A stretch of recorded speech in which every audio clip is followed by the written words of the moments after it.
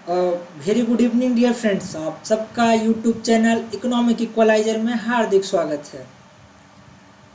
हम लोग जो है आज इस वीडियो में जो है अभी हाल ही में हुए एमपीएससी असिस्टेंट प्रोफेसर इकोनॉमिक्स के क्वेश्चन पेपर को सॉल्व करेंगे और देखेंगे कि पेपर का लेवल कैसा था। इसको टफ बोला जा सकता है, मॉडरेट बोला जा सकता है, या एवरेज था या बिलो एवरेज था। तो हम लोग जो है बिना देर किए क्वेश्चन पेपर को सॉल्व करने का प्रयास करते हैं। और आप लोग जो है यदि इकोनॉमिक इक्वलाइजर द्वारा संचालित किए जा रहे हैं यूट्यूब चैनल, व्हाट्सएप चैनल और इकोनॉमिक इक्वलाइजर के टेलीग्राम चैनल से अब तक नहीं जुड़े हो तो आप लोग जुड़ सकते हो। और आप लोगों को जो भी लेक्चर्स या वीडियो प्रोवाइड किया कराए जा रहे हैं और आप लोगों को अच्छा लग रहा है, समझ में आ रहा है, तो वीडियो को भी लाइक ज़रूर किया करो आप लोग। तो हम लोग बिना देर किए हुए क्वेश्चन पेपर को सॉल्व करने का प्रयास करते हैं। अभी हाल ही में ये पेपर 4 अगस्त को हुआ है। तो आप लोगों के सामने देखोगे फर्स्ट क्वेश्चन दिख रहा होगा। क्वेश्चन में कहा जा रहा है कि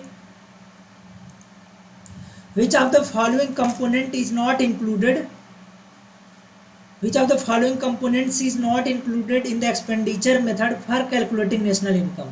राष्ट्रीय आय की गणना करने के लिए व्यय विधि में निम्नलिखित में से कौन सा घटक शामिल नहीं है। तो जैसा कि आप लोग जानते हो, आप लोगों ने पढ़ा होगा कि जब भी नेशनल इनकम को मेजर किया जाता है तो उसके लिए 3 तरीके की मेथोडोलॉजी यूज की जाती है। पहला होता है इनकम मेथड, दूसरा क्या होता है आप लोगों का एक्सपेंडिचर मेथड,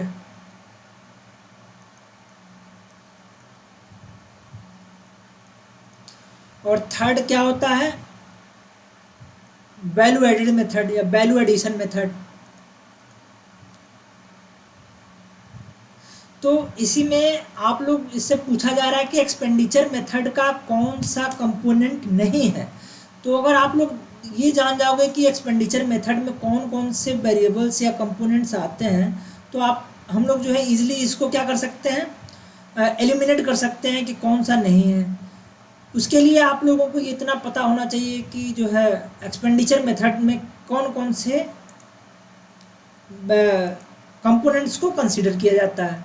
तो आप लोग को देखोगे जब भी एक्सपेंडिचर मेथड में यूज किया जाता है, एक्सपेंडिचर मेथोडोलॉजी यूज की जाती है, तो उसमें जो कंपोनेंट्स आते हैं उसमें आपका आता है private final consumption expenditure plus government final consumption expenditure plus क्या आता है gross fixed capital formation plus इसमें net export.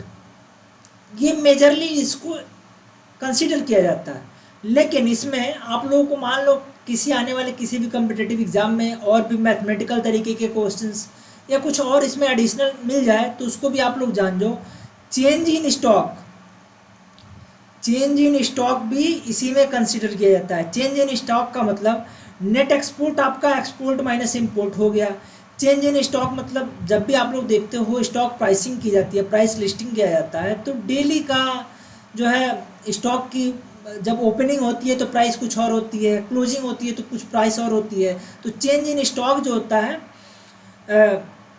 Closing stock minus opening stock होता है। जैसे नेट एक्सपोर्ट आपका एक्सपोर्ट माइनस इंपोर्ट है, वैसे चेंज इन स्टॉक जो है closing stock minus opening stock. लेकिन अगर मान लो यही क्वेश्चन आप लोगों का मैथमेटिकल तरीके का मिल जाए, कुछ मैथमेटिकल क्वेश्चंस आ जाए सॉल्व करने के लिए एक्सपेंडिचर मेथड के थ्रू, तो उसको आप लोग कैसे सॉल्व करोगे। हम लोग जो है इसको इरेज कर देते हैं क्योंकि स्क्रीन जो है हम लोग के पास इतना स्पेस नहीं है कि हम लोग इसी पे सॉल्व कर लें। तो इसको हम लोग इरेज करके उसको देखते हैं कि कैसे आप लोग जो है अगर मैथमेटिकल तरीके का क्वेश्चन एक्सपेंडिचर मेथड के थ्रू नेशनल इनकम को फाइंड आउट करने के लिए आ जाए, जैसे पीएचडी लेक्चर एग्जाम में पूछा जा सकता है या असिस्टेंट प्रोफेसर के एग्जाम में भी पूछा जा सकता है, तो आप लोग उसको देख सकते हो। आपका एक्सपेंडिचर मेथड में जो है इसमें आप लोग देख सकते हो प्राइवेट फाइनल कंजप्शन एक्सपेंडिचर आ गया, प्लस आपका गवर्नमेंट फाइनल कंजप्शन एक्सपेंडिचर आ गया, plus gross fixed capital formation आ गया, प्लस आपका नेट एक्सपोर्ट आ गया, फिर माइनस क्या आ जाएगा NITD आ जाएगा। अगर मान लो एक्सपेंडिचर मेथड के थ्रू पता करना हो कि नेशनल इनकम क्या हो, और ये प्राइवेट फाइनल कंजम्पशन एक्सपेंडिचर का कुछ वैल्यू दिया हो, कोई न्यूमेरिकल वैल्यू दिया हो, ग्रॉस फिक्स्ड कैपिटल फॉर्मेशन कुछ दिया हो, private final consumption expenditure, government final consumption expenditure, net export कुछ दिया हो, तो नेट इनडायरेक्ट टैक्स को माइनस किया जाता है। और ये क्या होता है, फैक्टर इनकम टू अब्रॉड, ये भी आप लोग माइनस किया जाता है, फैक्टर इनकम टू अब्रॉड, इसको भी लिख सकते हो आप लोग। ये आपका एक्सपेंडिचर मेथड में आ गया। फिर अगर बात किया जाता है इनकम मेथड का, जो कि दूसरा वाला था, पहला वाला था इनकम मेथड, जैसे नेशनल इनकम को मेथड करने के लिए इनकम मेथड आपका हो गया मेथड, एक्सपेंडिचर मेथड हो गया, वैल्यू एडिशन मेथड हो गया। तो इनकम मेथड में आप लोगों का क्या आता है, इसमें आप लोग देख लोगे लैंड को क्या मिलता है, रेंट मिलता है, लेबर्स को क्या मिलता है, वेज मिलता है, एम्प्लॉयज को क्या मिलती है, सैलरी मिलती है, कैपिटल को क्या मिलता है, इंटरेस्ट मिलता है, एंटरप्रेन्योर को या ओनर को क्या मिलता है, सरप्लस प्रॉफिट। ये सारे पेमेंट के बाद जो बचता है ओनर का, एंटरप्रेन्योर का होता है, ये किसका होता है, एंटरप्रेन्योर का। कैपिटल को इंटरेस्ट, एम्प्लॉयज को सैलरी, लेबर्स को वेज, लैंड को रेंट।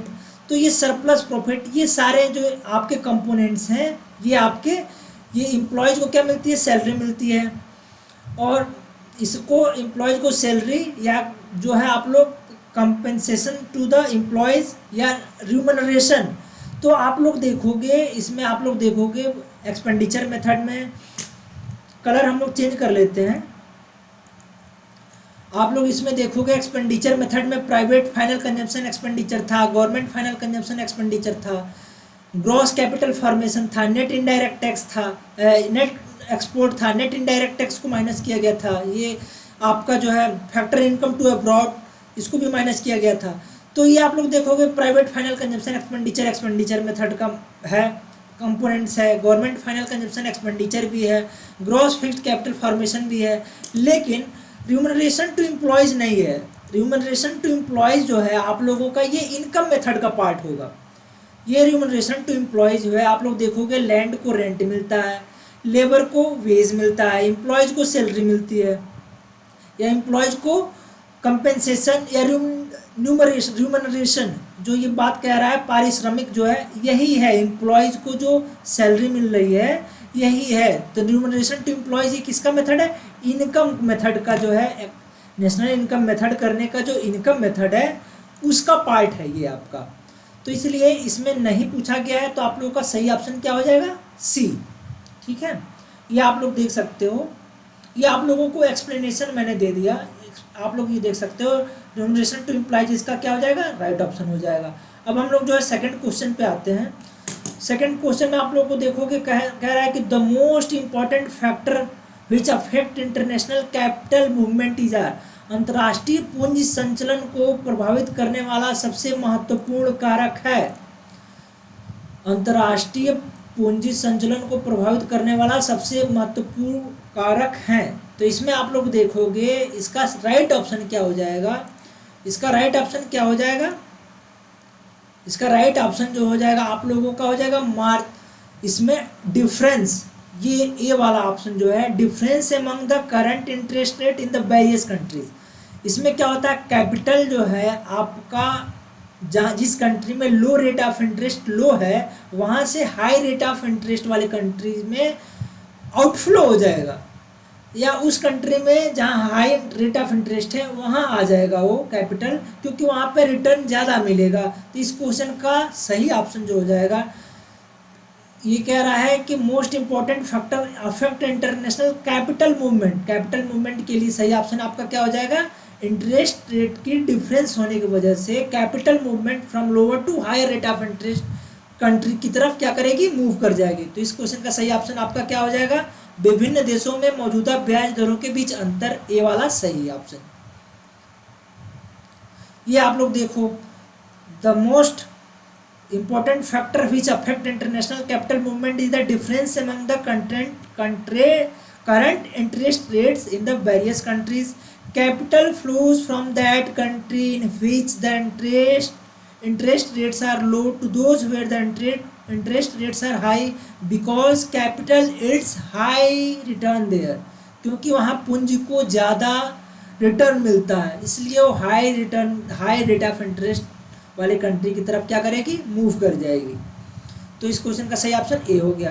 अब हम लोग जो है थर्ड क्वेश्चन को देखते हैं। थर्ड क्वेश्चन आप लोगों के सामने स्क्रीन पे ये रहा है। इसमें कहा जा रहा है कि the international currency movement is related to, अंतर्राष्ट्रीय मुद्रा संचलन का संबंध है। इसमें ऑप्शन दिया है real capital, money capital, marginal capital, average capital. Average capital, marginal capital को ऐसे ही आप लोग एलिमिनेट कर दो, ये इसका कोई मतलब नहीं है यहाँ से इंटरनेशनल करेंसी मूवमेंट से।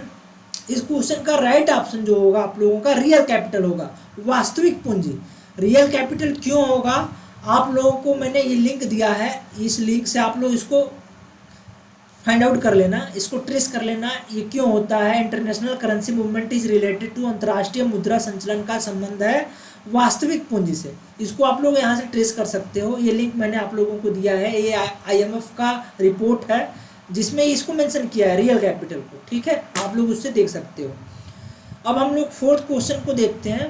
फोर्थ क्वेश्चन में कहा जा रहा है कि डेवलपमेंट इज कंसीडर्ड एज, जैसा कि आप लोग जानते हो डेवलपमेंट जो होता है एक मैक्रो लेवल का कंसेप्ट है, एक लॉन्ग टर्म प्रोसेस है, जबकि ग्रोथ जो होता है माइक्रो कंसेप्ट है, एक शॉर्ट टर्म प्रोसेस है। तो डेवलपमेंट जो होता है इसमें ग्रोथ के साथ जो है वहाँ पे इंफ्रास्ट्रक्चर डेवलपमेंट हो जाए, एजुकेशन का डेवलपमेंट हो जाए, लोगों का पर कैपिटा इनकम बढ़ जाए, जो है हेल्थ की अच्छी फैसिलिटी प्रोवाइड हो जाए।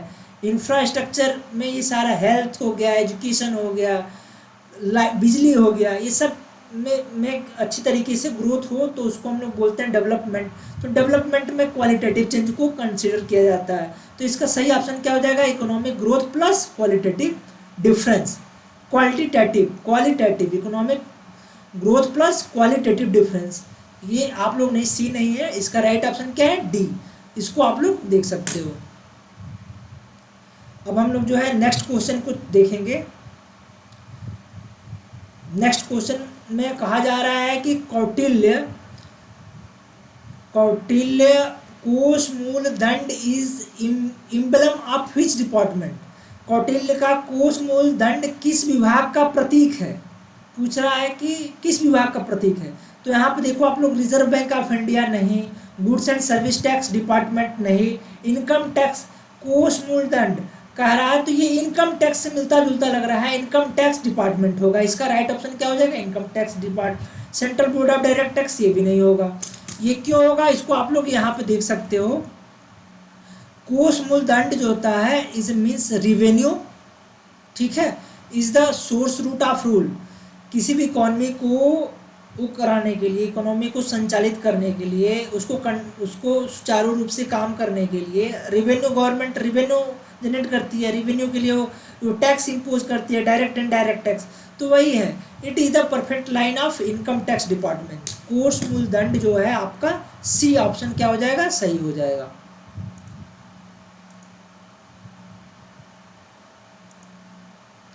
अब हम लोग नेक्स्ट क्वेश्चन को देखते हैं। नेक्स्ट क्वेश्चन आप लोगों के सामने स्क्रीन पे दिख रहा होगा। Invention of money is outcome of, कह रहा है कि मुद्रा का आविष्कार किसका परिणाम है। मुद्रा का आविष्कार क्यों हुआ, जैसा कि आप लोग जानते हो जब इकोनॉमी शुरू में, इकोनॉमी में आप लोग पढ़े होंगे कि जो है बार्टर इकोनॉमी थी, वस्तु विनिमय अर्थव्यवस्था थी। एक वस्तु को लेने के बदले दूसरे वस्तुओं को देना पड़ता था, मतलब वस्तुओं का आदान प्रदान किया जा सकता था। जैसे आपको चप्पल या जूता लेना है तो आप चावल, आटा, गेहूं देते थे, उसके बदले में लेते थे। लेकिन सबसे बड़ा यहाँ पे ये कंडीशन, जो प्रॉब्लम ये क्रिएट हुआ यहाँ पे कि आप लोग किसी, मान लो कोई कमोडिटी किसी से ले रहे हो तो उसको उस अपने कमोडिटी की कितनी अमाउंट दोगे, कितना मात्रा उसको दोगे उससे अपने आवश्यक वस्तुओं को लेने के लिए। तो इसके लिए क्या हो गया, किस तरीके की problem I, difficulties of barter system में, वस्तु विनिमय अर्थव्यवस्था में समस्या आई कि वस्तुओं का आदान प्रदान कितनी मात्रा में किया जाए। एक वस्तु को लेने के लिए हम दूसरे, अपने पास जो मेरे पास वस्तु है उसकी कितनी मात्रा हम उस सामने वाले को दें, उससे जो मुझे चाहिए उसको लेने के लिए। तो डिफिकल्टीज ऑफ बार्टर जो है इसका राइट ऑप्शन क्या हो जाएगा, सी हो जाएगा।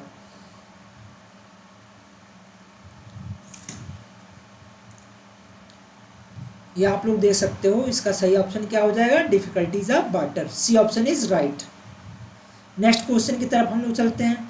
नेक्स्ट क्वेश्चन में कह रहा है कि Pigou version of Cambridge equation is, Pigou version of Cambridge equation is कौन सा है। आप लोग देख लो, ये फर्स्ट इक्वेशन जो है P इक्वल टू एम के टी, ये किसका है, देखो के टी आया टी से रॉबर्टसन, तो इसको आप लोग नाम से जोड़ लो, रॉबर्टसन, रॉबर्टसन में भी टी है, तो P equal to M, P is equal to M by K T जो है आपका क्या आ गया, रॉबर्टसन का आ गया। P इक्वल टू ये क्या है, P is equal to B वाला option K R by M, ये आपका क्या किसका है, पीगू का है। ये आपका यही पूछ रहा है, Pigou version of Cambridge equation is ये सेकंड वाला। M B equal to P T, M B P T जो है आपका किसका है, फिशर का है, फिशर का इक्वेशन आप लोग पढ़े होंगे। एम इक्वल टू के पी बाई वाई, ये किसका है आपका, मार्शल का इक्वेशन है। फिर एक आता है किन्स का equation, N is equal to P K, या पी इज इक्वल टू होता है एन बाई के, ये आपका किसका होता है, किन्स का है। तो इसमें आप लोग देखोगे P जो होता है प्राइस लेवल को शो करता है, M अमाउंट ऑफ मनी को शो करता है, K का जो है अलग अलग इक्वेशन के लिए अलग अलग इसका नाम दिया जाता है। K इसको जो है proportion of goods and services which an individual wish to hold in the form of cash या क्लोज टू रियल मनी, इसको जो है इंडिविजुअल जो है सारे गुड्स एंड सर्विसेज का जो है एक प्रोपोर्शन होता है जिसको एक इंडिविजुअल जो होता है कैश के फॉर्म में अपने पास रखना पसंद करता है। टी जो होता है रियल ट्रांजैक्शन को शो करता है, ठीक है। यहाँ पे भी देखोगे पी जो है प्राइस लेवल को, के वही हो गया आपका आ गया रियल मनी को, एम जो होता है अमाउंट ऑफ मनी, एम जो होता है अमाउंट ऑफ मनी, वी जो है velocity of circulation of money को शो करता है, पी प्राइस लेवल जो होता है, टी जो होता है रियल ट्रांजैक्शन पीरियड को शो करता है। तो ये आप लोग देख सकते हो, यही है एम अमाउंट ऑफ मनी की जो होता है जो है अपने पास जो है गुड्स एंड सर्विसेज का या रियल वैल्यू में अपने पास जो है मनी की जो है रियल अपने पास जो है कैश फॉर्म में रखना पसंद करते हैं। टोटल गुड्स एंड सर्विसेज के एक प्रोपोर्शन को, एक पोर्शन को, एक पार्ट को अपने पास जो है इंडिविजुअल जो है कैश फॉर्म में विश करते हैं, कैश फॉर्म में होल्ड रखने का प्रयास करते हैं। पी आपका प्राइस लेवल है, वाई आपका जो है इनकम लेवल, आउटपुट लेवल को शो करता है। तो ये आप इस क्वेश्चन का राइट ऑप्शन आप लोगों का क्या हो जाएगा, इस क्वेश्चन का राइट ऑप्शन आपका, इस क्वेश्चन का राइट ऑप्शन क्या हो जाएगा, P इक्वल टू के R by M.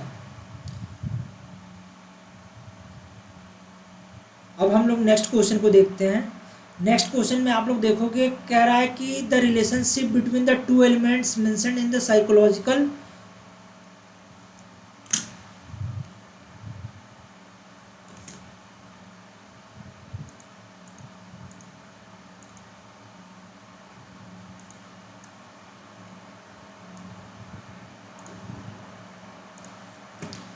The relationship between the two elements mentioned in the psychological law of consumption. Keynes का साइकोलॉजिकल लॉ ऑफ कंजम्पशन आप लोग पढ़े होंगे, जैसे इनकम बढ़ता है उस प्रोपोर्शन में क्या होता है आपका कंजम्पशन नहीं बढ़ता है। एमपीसी जो है आपका, एमपीसी जो है आपका 1 से कम और ग्रेटर देन क्या होती है, ग्रेटर देन 0, ये आपका होता है। आप लोग साइकोलॉजिकल लॉ ऑफ किन्स का साइकोलॉजिकल लॉ ऑफ कंजम्पशन है आप लोगों ने पढ़ा होगा, greater than 0 and less than 1 होता है। तो ये होता है, वही कह रहा है। और किसके बीच में ये रिलेशनशिप शो करता है, इनकम एंड कंजम्पशन। तो आपका इनकम एंड सेविंग नहीं होगा, कंजम्पशन एंड इन्वेस्टमेंट नहीं होगा, कंजम्पशन एंड सेविंग नहीं होगा, income and consumption right option होगा क्या, ए हो जाएगा। नेक्स्ट क्वेश्चन को हम लोग देखेंगे। नेक्स्ट क्वेश्चन कह रहा है कि according to the permanent income theory of consumption the relationship between the consumption and the permanent income is. Permanent income आप लोग पढ़े होंगे कि मिल्टन फ्रीडमैन ने दिया है, मिल्टन फ्रीडमैन ने परमानेंट इनकम जो है हाइपोथेसिस अपना थ्योरी दिया था। तो इसमें पूछ रहा है कि relation between the consumption and permanent income is, इसमें कौन सा ऑप्शन आप लोगों का होगा। तो Y P is equal to K C P जो है आपका, ये देखो ये नहीं है। सी पे पावर पी वाई पे पावर पी इक्वल टू की, ये भी नहीं है। वाई पे पावर पी सी पे पावर पी, ये भी नहीं है। सी पे पावर पी इक्वल टू के वाई पे पावर पी, ये वाला आपका डी वाला ऑप्शन क्या हो जाएगा, राइट हो जाएगा। अब सी पे पावर पी, के पे पावर पी, वाई पे पावर पी, ये क्या रिप्रेजेंट करता है, इसको आप लोग देख लो। वाई पे पावर पी जो है आपका परमानेंट इनकम को शो करता है, सी पे पावर पी जो है परमानेंट कंजम्पशन को सी करता है, के क्या होता है, proportion of permanent income that is consumed, जिसको क्या किया जाता है, उपभोग किया जाता है, वो होता है। तो इस क्वेश्चन का राइट ऑप्शन आपका क्या हो जाएगा, डी हो जाएगा। अब हम लोग नेक्स्ट क्वेश्चन को देखते हैं। ये क्वेश्चन आप लोगों के सामने देखो,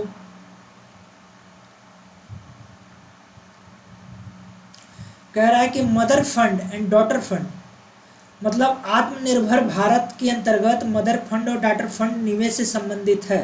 mother fund and daughter fund under self reliant India is related to investment in banks, नहीं।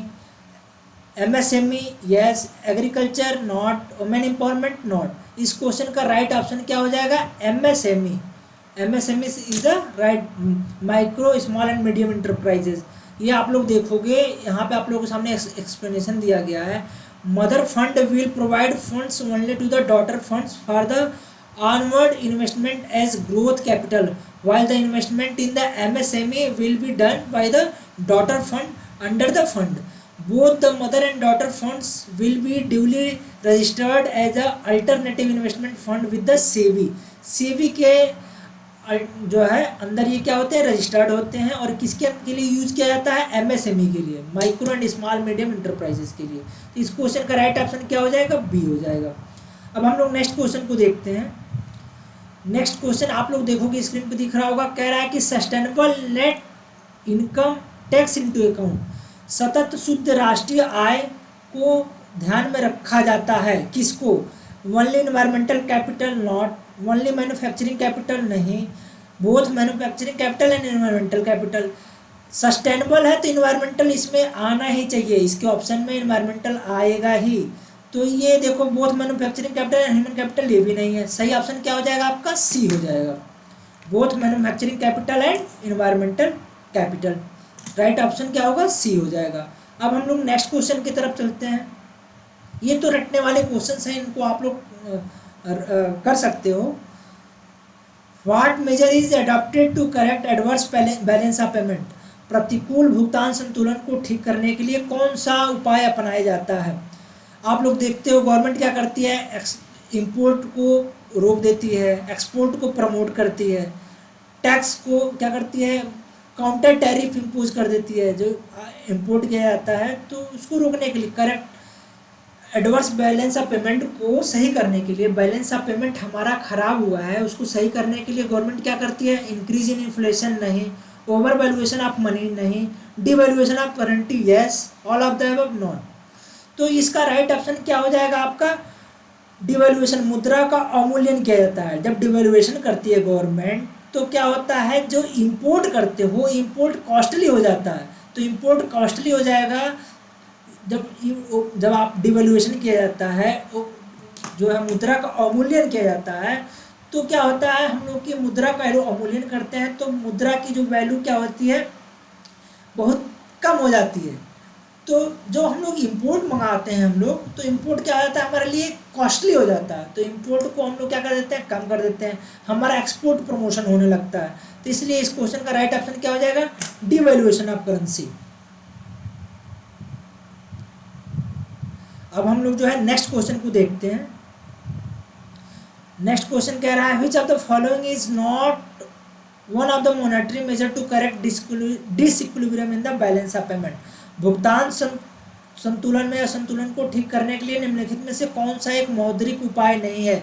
डिवैल्यूएशन ऑफ मनी ये है, डिफ्लेशन ये भी है, रिडक्शन इन इंपोर्ट, आयात में कमी जो है एक मॉनेटरी मेजर नहीं है, तो इसलिए क्या हो जाएगा, आप लोग देखते हो मॉनेटरी जो है, मॉनेटरी मेजर्स होते हैं, नॉन मॉनेटरी मेजर्स होते हैं।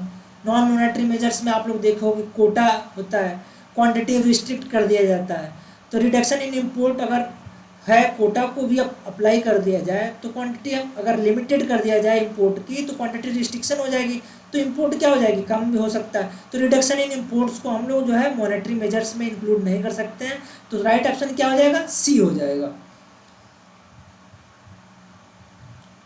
अब हम लोग नेक्स्ट क्वेश्चन को देखेंगे।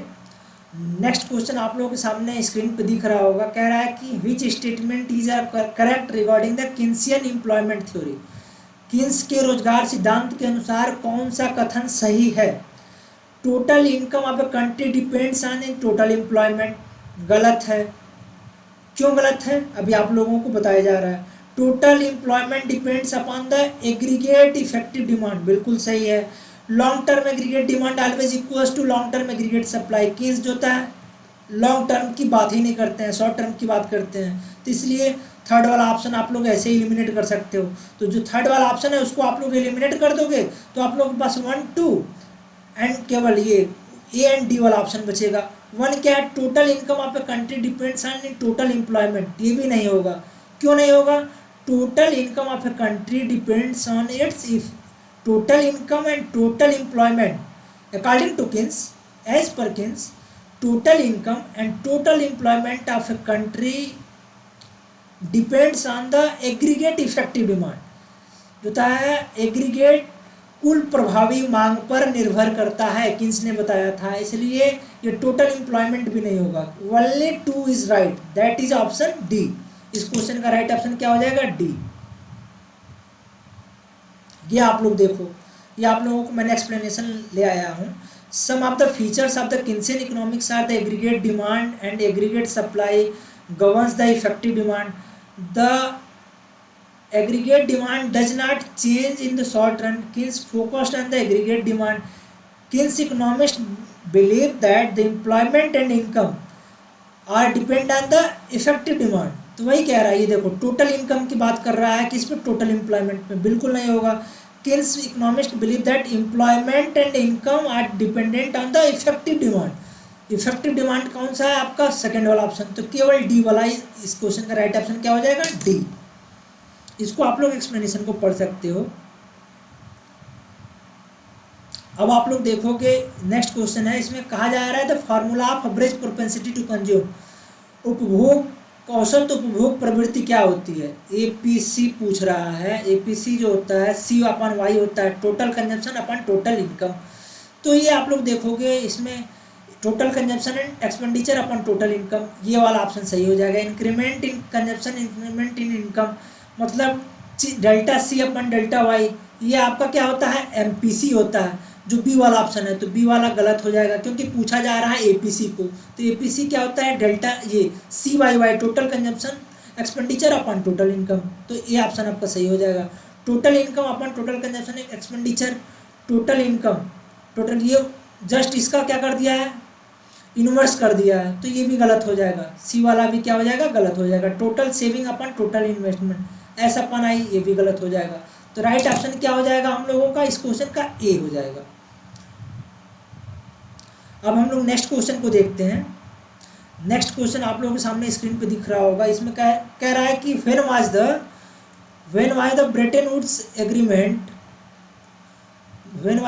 Woods agreement signed by the delegates from 44 nations which led to the establishment of IMF International Monetary Fund. कब एस्टेब्लिश हुई थी ब्रेटन वुड्स एग्रीमेंट के साइन करने के थ्रू? 44 देशों के प्रतिनिधि द्वारा ब्रेटन वुड्स समझौते पर कब हस्ताक्षर किए गए जिसके कारण आईएमएफ की स्थापना हुई? तो आप लोग देखोगे अगस्त 1944, सारे 1944 में हुआ था, लेकिन मंथ पूछ रहा है तो मंथ ही क्या था? जुलाई 19। ये आप लोग देखोगे नियर अबाउट 20 या 22 जुलाई के आसपास आप लोग देखोगे, शायद 22 जुलाई है। 22 जुलाई 1944 में हुआ था। अगस्त ये नहीं है, नवंबर नहीं है, ये नहीं है।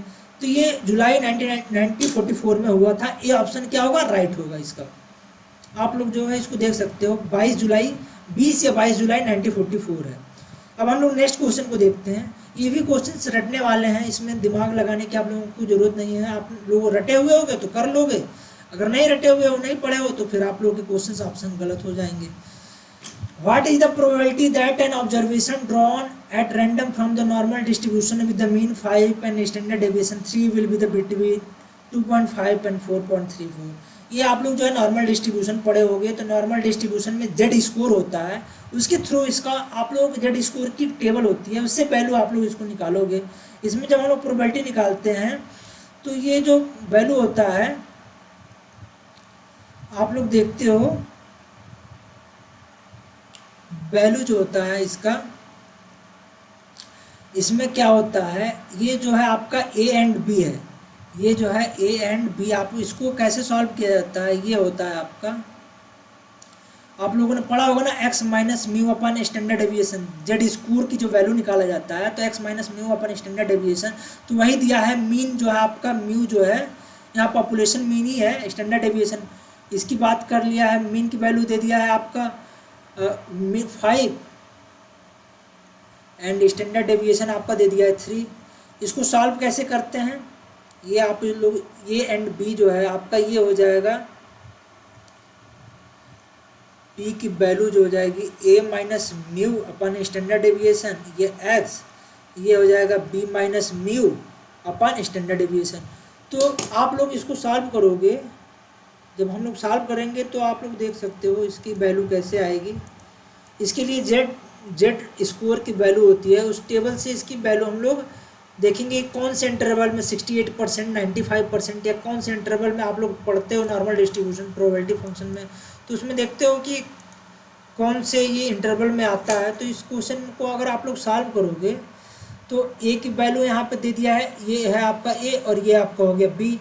ए की वैल्यू दिया है 2.75, म्यू की वैल्यू आपका क्या दिया था, म्यू की वैल्यू दिया है 5 और स्टैंडर्ड डेविएशन आपका 3 दिया है, तो ये आपका हो जाएगा 2.5, ये 75 माइनस 5 स्टैंडर्ड डेविएशन 3 और ये x, और ये हो जाएगा आपका b की वैल्यू कितनी हो जाएगी 4.34 माइनस 5, ये आपका हो जाएगा स्टैंडर्ड डेविएशन की वैल्यू 3। ठीक है, तो इसको सॉल्व करोगे तो ये देखोगे आप लोग -5 ग्रेटर है तो माइनस का सिंबल लग जाएगा, यहाँ पे हो जाएगा 2.25/3, ये x, ये इसकी वैल्यू हो जाएगी ये -0.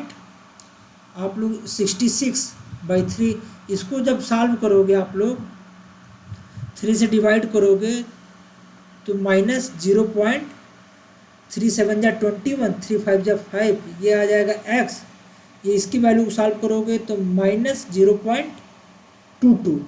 तो अब हम लोग देखेंगे ये इंटरवल के लिए इसकी वैल्यू क्या होती है, x की वैल्यू क्या होगी, तो इसको आप लोग देखोगे तो इसकी वैल्यू जो है नियर अबाउट ये आएगी 0.2256, ये आप लोग देख सकते हो टेबल के थ्रू जो है हम लोग इसको सॉल्व कर सकते हैं। ये देखो आप लोग टेबल जब इसको देखोगे तो यहाँ पे देखोगे -75 की जो वैल्यू है -0.75,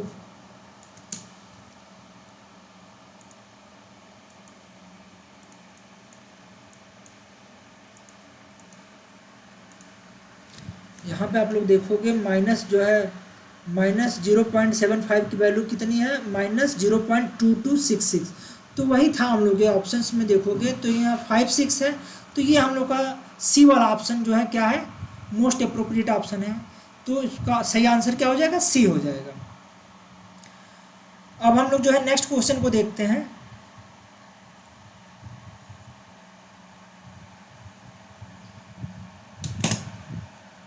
नेक्स्ट क्वेश्चन आप लोग के सामने दिख रहा होगा, in the context of fiscal policy, राजकोषीय नीति के संदर्भ में what does crowding out, crowding out का मतलब क्या है, क्राउडिंग आउट मतलब आप लोग देख रहे हो क्राउडिंग मतलब भीड़ का बाहर हो जाना, भीड़ का बाहर हो जाना मतलब यहाँ पे प्राइवेट इन्वेस्टमेंट का बाहर हो जाना, जब गवर्नमेंट एक्सपेंडिचर गवर्नमेंट का इन्वेस्टमेंट क्या हो जाए बढ़ जाए, जब रेट ऑफ इंटरेस्ट हाई हो जाता है उस कंडीशन में प्राइवेट इन्वेस्टमेंट क्या हो जाते हैं बाहर निकल जाते हैं, उस कंडीशन में गवर्नमेंट क्या करती है अपना इन्वेस्टमेंट करती है। तो ऑप्शन आप लोग देखोगे reduction in the private investment due to increase in the government spending, ये सही ऑप्शन है।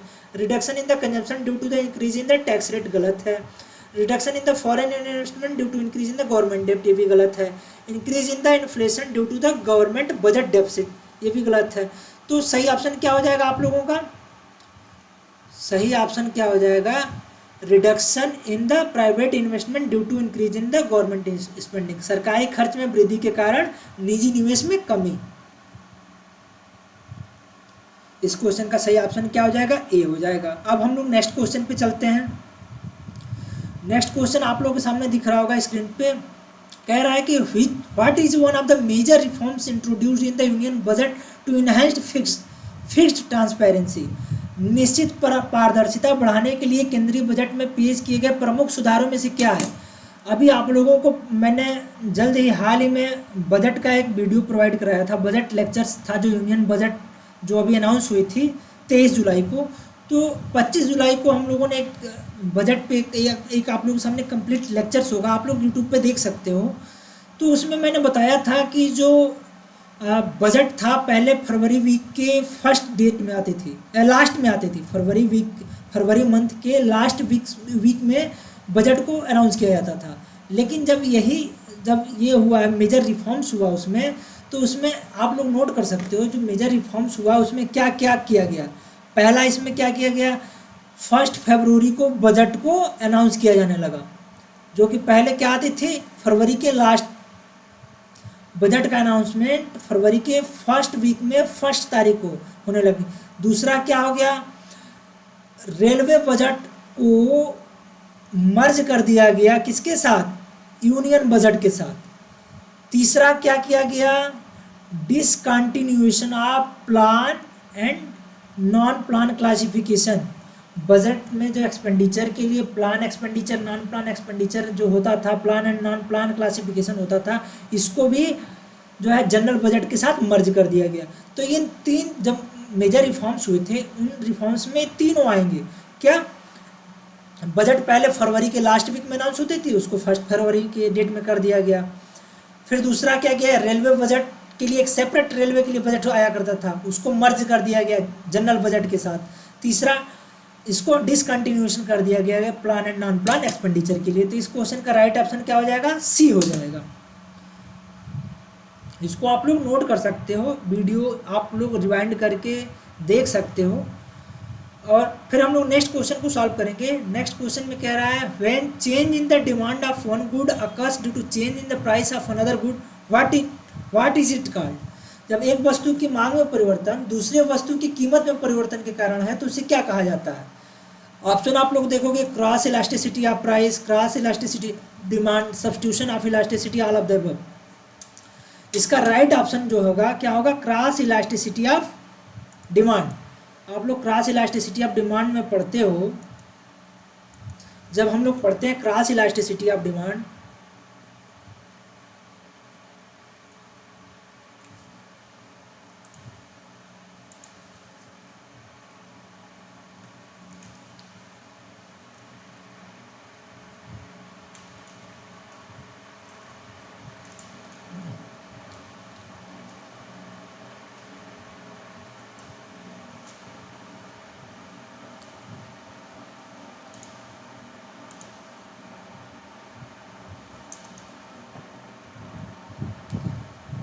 जब क्रॉस इलास्टिसिटी ऑफ डिमांड आप लोग पढ़ते हो तो क्या होता है इसमें, percentage change in the quantity of commodity X divided by percentage change in the price of commodity Y. ये होता है आपका क्रॉस इलास्टिसिटी ऑफ डिमांड। तो वही है, इसमें पूछ रहा है what is the change in one good, change in the demand of one good occurs due to change in the price of another good, what is it called. इसको क्या कहा जाता है, तो ये आप लोगों का क्या हो जाएगा, cross elasticity of demand. Percentage change in the quantity of commodity X divided by percentage change in the price of commodity Y. तो हम लोग का सही ऑप्शन क्या हो जाएगा, क्वेश्चन नंबर 20 का बी ऑप्शन। अब आप लोग देखो, ये क्वेश्चन भी आप लोग देखो, ये भी रटने वाला है। जिसने पढ़ा होगा जिसने रटा होगा ये बजट इकोनॉमिक सर्वे के डेटा को जो पढ़ा होगा उसको ये कर सकता है। ये सब क्वेश्चन रटने वाले होते हैं। ये क्वेश्चन ये आपके जो एग्जाम में होते हैं, आपके क्या होते हैं, क्वेश्चन को गलत कराते हैं। आप रटे हुए हो, आप पढ़े हुए हो बजट को, सर्वे को, तो आप क्वेश्चन को सही कर सकते हो। पर आपने पढ़ा नहीं है तो फिर आप जो है गेस करते हो कौन सा होगा। तो इस क्वेश्चन में देखोगे, the yield per hectare of cotton India 2021-22 कह रहा है भारत में कपास की प्रति हेक्टेयर उपज किलो पर हेक्टेयर थी 21-22 में। तो 21-22 में आप लोग देखोगे 445 इसका राइट ऑप्शन होगा। आप लोग देखो, ये देखो आप लोगों के सामने ये है डेटा है। इसमें देखोगे फाइनेंशियल ईयर 21 के लिए 451 था, लेकिन फाइनेंशियल 22 के लिए ये 445 kg पर हेक्टेयर थी। तो इस क्वेश्चन का राइट ऑप्शन क्या हो जाएगा, हम लोग का राइट ऑप्शन क्या हो जाएगा, सी हो जाएगा। अब हम लोग नेक्स्ट क्वेश्चन को देखते हैं। नेक्स्ट क्वेश्चन में कहा जा रहा है कि the contribution of MSME sector to the overall gross value added in the financial 2020 was recorded as. वित्त वर्ष 2020 में समग्र सकल मूल्य वर्धित में एमएसएमई क्षेत्र का योगदान इस प्रकार दर्ज किया गया।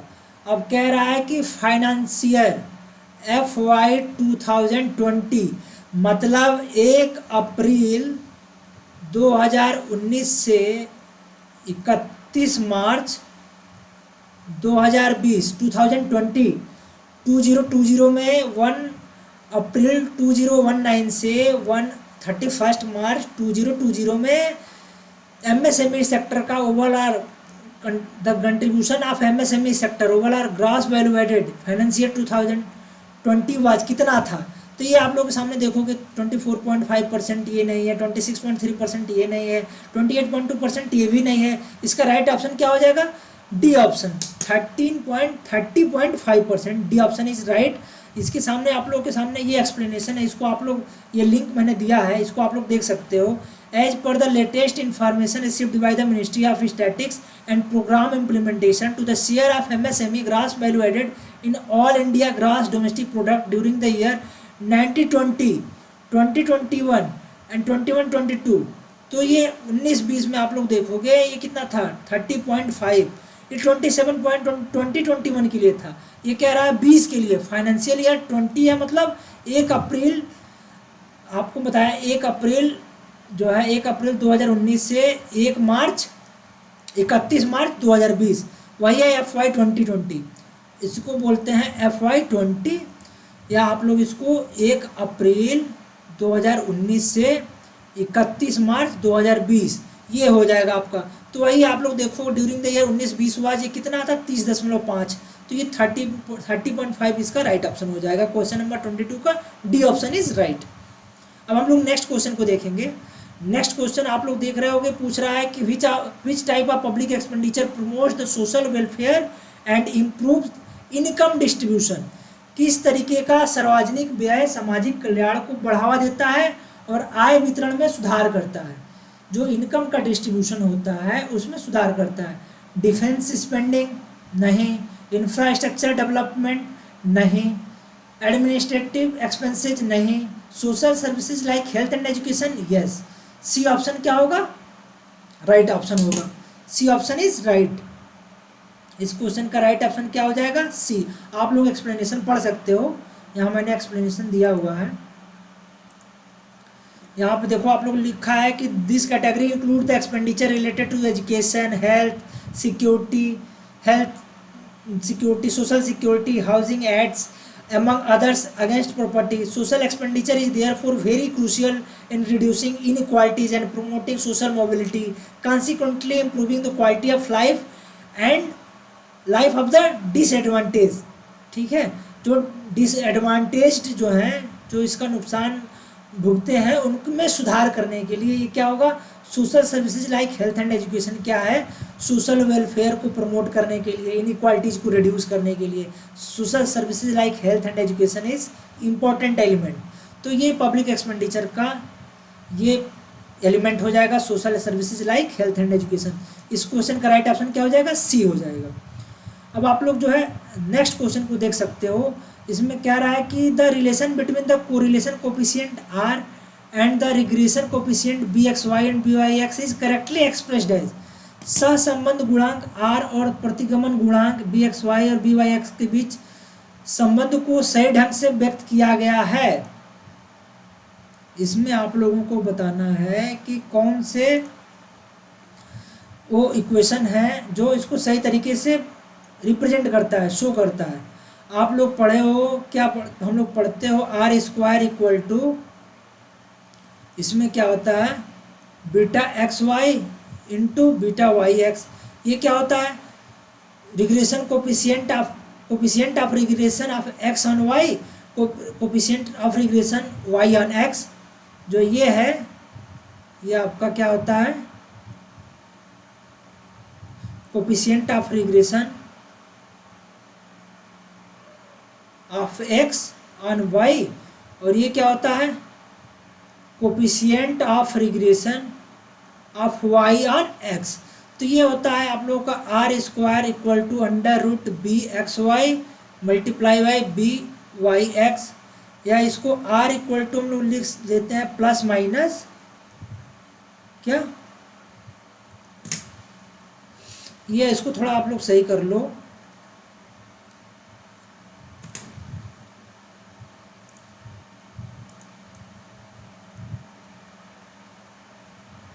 ये थोड़ा सा इसमें ये हो गया, हम लोगों ने आर की वैल्यू जो होगी वो अंडर रूट होगी, आर स्क्वायर जो होगी विदाउट रूट वाली होगी। तो ये इसका आप लोग नोट कर सकते हो, ये regression coefficient of X on Y and regression coefficient of Y on X, ये हम लोग जब निकालते हैं तो इसको हम लोग लिखते हैं। तो इसमें पूछ रहा है कौन करेक्टली एक्सप्लेन करता है। ये आर स्क्वायर जो होता है ये होता है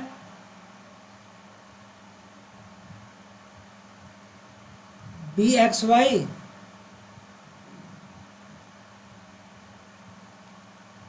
मल्टीप्लाई बाई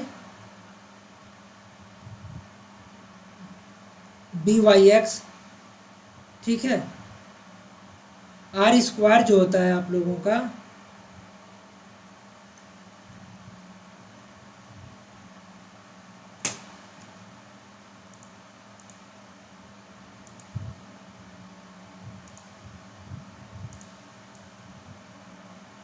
ये आर स्क्वायर जो आप लोगों का क्या हो जाएगा regression coefficient of X on Y and Y on X जो है आर आपका प्लस माइनस ये अंडर रूट क्या हो जाएगा right option B X Y and B Y X, ठीक है। ये आर स्क्वायर की वैल्यू होती है एक्स स्क्वायर में, आर स्क्वायर की जो वैल्यू होती है आप लोगों का आर स्क्वायर जो होता है आप लोगों का B X Y and B Y X होता है। ये देखोगे आर स्क्वायर की value B X Y and B Y X होता है, तो जब आर निकालोगे तो ये अंडर रूट हो जाएगा B X Y and B Y X, ये होता है प्लस माइनस, क्योंकि स्क्वायर थे तो ये इसलिए जब इसको स्क्वायर को हम लोग हटाया हो आप लोग तो ये प्लस माइनस ये दोनों सिंबल इसकी वैल्यू को सामने हम लोग लिख सकते हैं। तो इसका राइट ऑप्शन क्या हो जाएगा, इस क्वेश्चन का राइट ऑप्शन क्या हो जाएगा D, R equal to B X Y and B Y X. B X Y regression coefficient of X on Y, B Y X क्या होता है regression coefficient of Y on X. इस question का right option क्या हो जाएगा D हो जाएगा, इसको आप लोग देख सकते हो। अब हम लोग नेक्स्ट क्वेश्चन को देखेंगे। ये कह रहा है कि properties of normal distribution are given, सामान्य वितरण के गुण दिए गए हैं। Normal curve is discrete variable distribution curve गलत है, बिल्कुल गलत है। Mean deviation is 4/5 of the standard deviation, बिल्कुल सही है। नॉर्मल कर्व इज यूनिमॉडल, बिल्कुल सही है। Range of normal curve is finite in both direction, गलत है। अब ये देखोगे आप लोग normal curve is discrete variable distribution, ये गलत इसलिए है क्योंकि ये जो होता है आप लोगों का ये normal curve is normal distribution curve is continuous variable, continuous variable होता है। Normal curve is a continuous variable, ठीक है। तो इसलिए यहाँ क्या लिखा है डिस्क्रीट, इसलिए गलत हो जाएगा। मीन डेविएशन इज 4/5, ये आप लोग देखे हो नॉर्मल डिस्ट्रीब्यूशन में, यहाँ पे आप लोग देखते हो ये क्या होता है mu plus 2 sigma, mu plus sigma, mu plus 2 sigma and mu plus 3 sigma. वैसे इधर क्या हो जाता है mu minus sigma, mu minus 2 sigma, ठीक है। इसको सही से आप लोग कर लोगे, ये इस पे बन नहीं पाया, म्यू माइनस 3 सिग्मा। ये जो नॉर्मल डिस्ट्रीब्यूशन कर्व जो होता है यहाँ पे आप लोग देखोगे मीन मीडियन मोड जो होता है क्या होते हैं, ये अंडर द कर्व इसकी वैल्यू कितनी होती है एरिया 1 होती है या 100% होती है। नॉर्मल डिस्ट्रीब्यूशन कर्व में आप लोग प्रॉपर्टीज़ में पढ़े होंगे। तो यहाँ पे मेन डेविएशन जब सिमेट्रिकल डिस्ट्रीब्यूशन होता है तो main deviation is the 4/5 of the standard deviation, तो ये वाला ऑप्शन क्या हो जाएगा सही हो जाता है। नॉर्मल कर्व इज यूनिमॉडल, ये क्या होता है विदाउट गैप होता है, कंटिन्यूअस होता है, ठीक है। मतलब for each value of X there is a corresponding value of, for each value of X there is a corresponding value of Y, for each value of X there is a corresponding value of Y होता है। Normal curve is यूनिमोडल होता है, continuous होता है, there is no gap होते हैं, ठीक है। और ये इसका कर्व का एरिया आप लोग देखोगे यहाँ पे, देखोगे मीन मीडियन मोड जो होता है, जहाँ पे आप लोग देखोगे नॉर्मल कर्व एरिया, नीचे का एरिया जो होता है 1 होता है और इसको 100% बोलते हैं, ठीक है। ये यूनिमोडल होता है, मीन मीडियन मोड इक्वल होते हैं, ठीक है। तो इसके लिए नॉर्मल कर्व इज थर्ड वाला ऑप्शन, और यहाँ पे ये देखो मीन इज डेविएशन 4/2, तो सेकेंड और थर्ड सही है। Range is normal curve is finite, वो डायरेक्शन गलत है, फाइनाइट नहीं होता है। फाइनाइट मतलब क्या रहा है, दोनों की सीमाएं सीमित होती है, नहीं, ये -इन्फिनिटी टू +इन्फिनिटी होती है, तो इसलिए क्या हो जाएगा, ये भी गलत हो जाएगा, ये भी गलत हो जाएगा। 2 एंड थर्ड वाला सही होगा। 2 एंड थर्ड कौन सा ऑप्शन है, ये सी वाला ऑप्शन हम लोगों का सही है। ये आप लोग देख सकते हो, इसका जो है आप लोग इसको बना सकते हो सही से। नॉर्मल डिस्ट्रीब्यूशन जो कर्व होता है, इसमें देखोगे इसकी एरिया जो होता है अंडर द कर्व 1 होती है या 100% होती है, ठीक है। मीन मीडियन मोड इक्वल होते हैं, यूनी मॉडल होता है, for each value of X there is a corresponding value of Y होती है। और ये क्या होती है, इसकी वैल्यू जो होती है -इन्फिनिटी टू +इन्फिनिटी होती है, तो इसलिए ये नहीं कहा जा सकता कि ये लिमिटेड होती है, जैसे कि आप लोग फोर्थ ऑप्शन में देख रहे हो डी दिया है।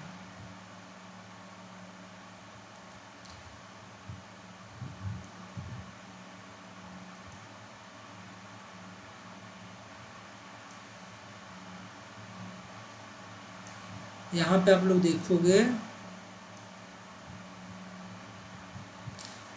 क्या होता है, म्यू, इसके आगे क्या होता है, mu plus sigma, mu plus, जब आप लोग पढ़ते हो 68%, 95%, 99% जो इंटरवल होते हैं, ये इसी आप इसी के लिए मैंने ये लिख दिया, mu plus 2 sigma, mu plus 3 sigma.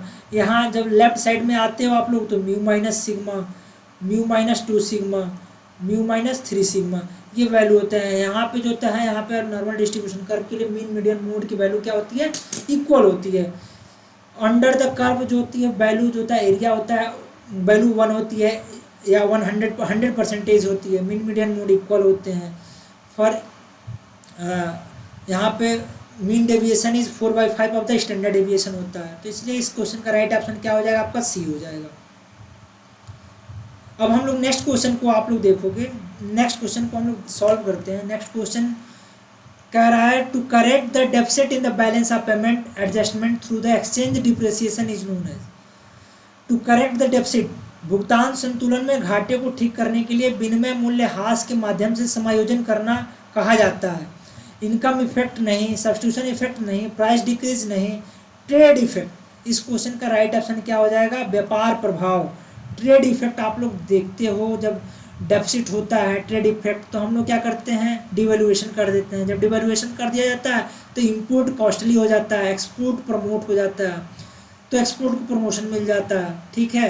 Counter वैलिंग जो होता है, ड्यूटी इम्पोज कर दिया जाता है, तो इंपोर्ट हमारा क्या हो जाता है, कम हो जाता है, एक्सपोर्ट प्रमोट होने लगता है। बैलेंस ऑफ पेमेंट जो होता है, हम लोग का जो वर्स हो गया था, जो है खराब हो गया था, वो क्या होने लगता है, इंप्रूव होने लगता है। तो इस क्वेश्चन का राइट ऑप्शन क्या हो जाएगा, D, trade effect. Trade effect is the right option for this question, option D is right. Next question को हम लोग सॉल्व करते हैं। Which of the following is a feature of public good.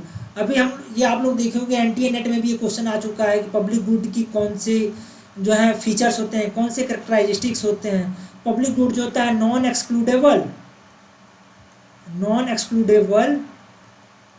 And non rivalries होता है। Non excludable मतलब उसका consumption करने से किसी को आप रोक नहीं सकते हो, और नॉन राइवलरी होता है, मतलब अगर कोई इंडिविजुअल उसका कंजम्पशन कर रहा है तो दूसरे इंडिविजुअल के लिए भी उसकी अमाउंट कम नहीं होती है, सेम लेवल ऑफ अमाउंट दूसरे इंडिविजुअल के लिए भी, तीसरे इंडिविजुअल के लिए भी प्रेजेंट रहती है। तो इसलिए इसको बोलते हैं नॉन एक्सक्लूडेबल, मतलब किसी को उसको कंजम्पशन करने से उसको रोका नहीं जा सकता।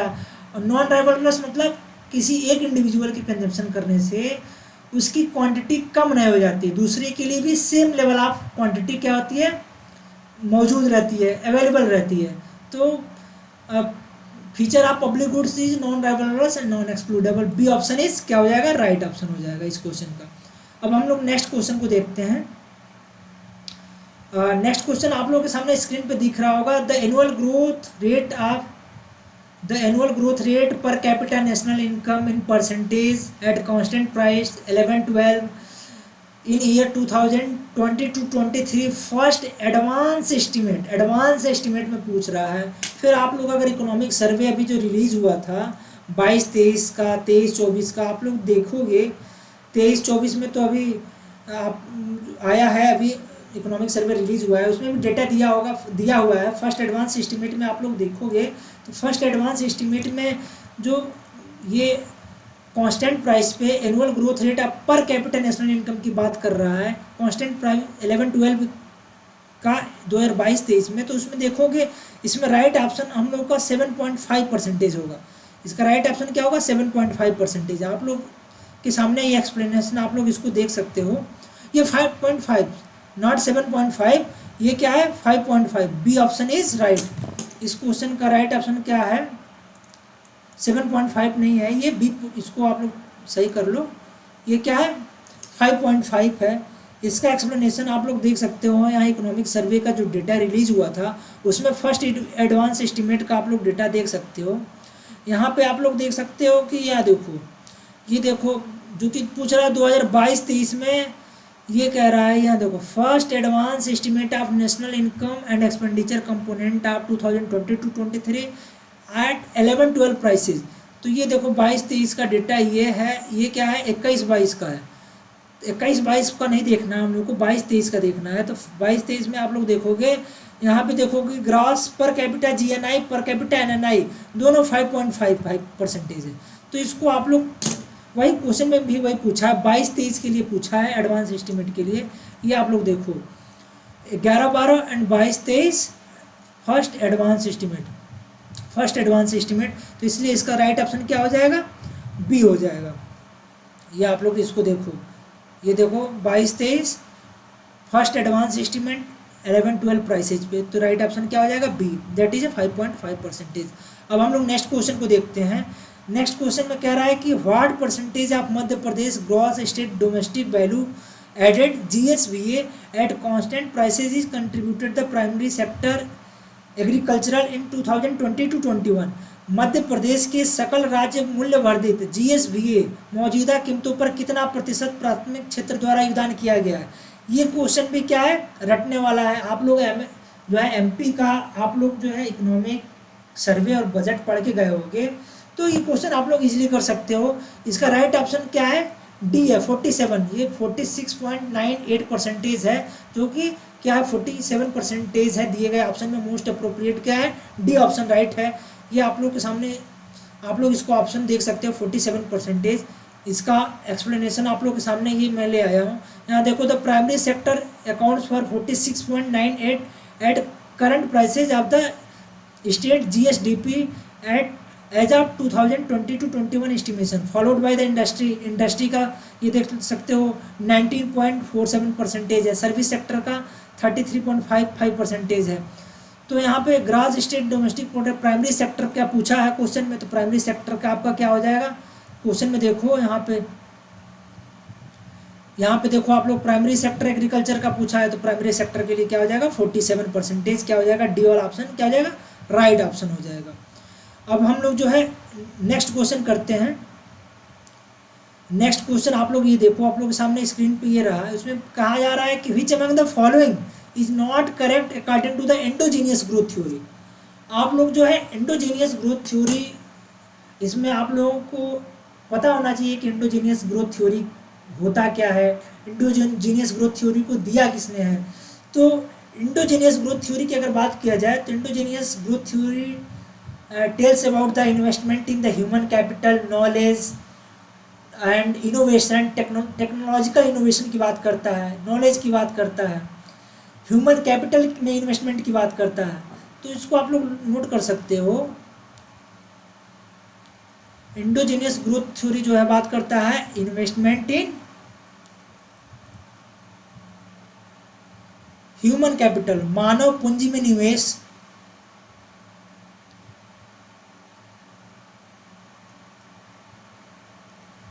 टेक्नोलॉजिकल इनोवेशन, औद्योगिक नव प्रवर्तन की बात करता है। तीसरा क्या करता है, इन्वेस्टमेंट इन नॉलेज, नॉलेज को इन्वेस्टमेंट की बात करता है। तो आप लोग इसको देख सकते हो, which among the following is not correct according to endogenous growth theory.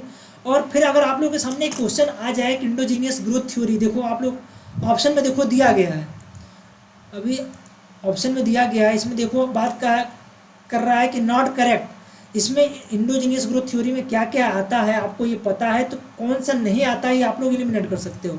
Endogenous growth theory is developed by Romer, बिल्कुल सही है। इंडोजीनियस, ये आप लोग नोट कर लो,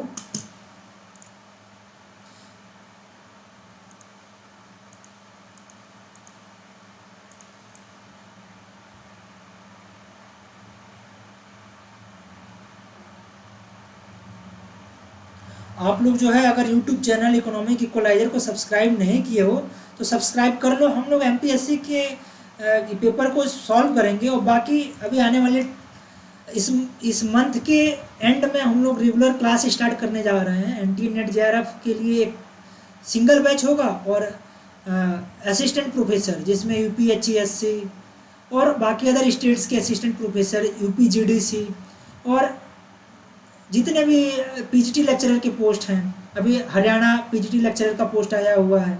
अभी आप लोग देखो कि इसी मंथ में या नेक्स्ट मंथ में नवोदय विद्यालय के लिए भी PGT लेक्चरर के पोस्ट आने वाले हैं। तो उसको हम लोग जो है उसके बारे में NBS, KBS, EMRS जितने भी एग्ज़ाम होने वाले हैं, PGT लेक्चरर और असिस्टेंट प्रोफेसर के लिए एक अलग बैच होगा, NTA NET JRF के लिए अलग बैच होगा। 2 पैरेलल बैच आप लोगों के स्टार्ट होने जा रहे हैं, जो इसी मंथ के लास्ट से हम लोग 3 डेमो लेक्चर्स के बाद स्टार्ट कर देंगे। आप लोग जो इंटरेस्टेड होंगे, जिसको समझ में आ रहा होगा वो ज्वाइन कर सकता है।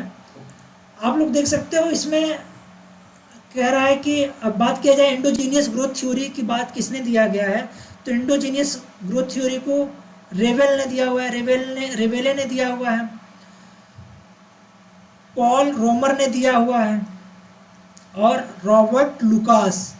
ये मैंने आप लोगों को अभी कुछ दिन पहले PDF शेयर किया हुआ था टेलीग्राम चैनल पे भी, व्हाट्सएप चैनल पे भी, जिसमें इकोनोमेट्रिक्स के कुछ इंपॉर्टेंट क्वेश्चन थे, इकोनोमेट्रिक्स के, मैथमेटिकल इकोनॉमिक्स के, स्टैटिक्स के।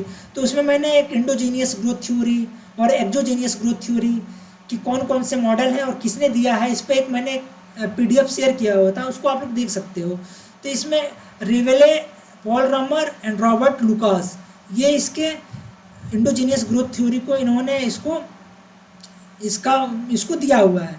इंडोजीनियस ग्रोथ थ्योरी के जो प्रोपाउंडर हैं उसमें रिवेले हैं, पॉल रोमर हैं और रॉबर्ट लुकास हैं। अब आप लोग ऑप्शंस को देख सकते हो, ऑप्शन में कह रहा है कि कौन सा नहीं है, इसको आप लोग देख सकते हो। Endogenous growth theory is developed by Romer, सही है। Endogenous growth theory is known as the new growth theory, ये भी सही है। It talks about the complementary investment, ये भी सही है, ये भी सही है।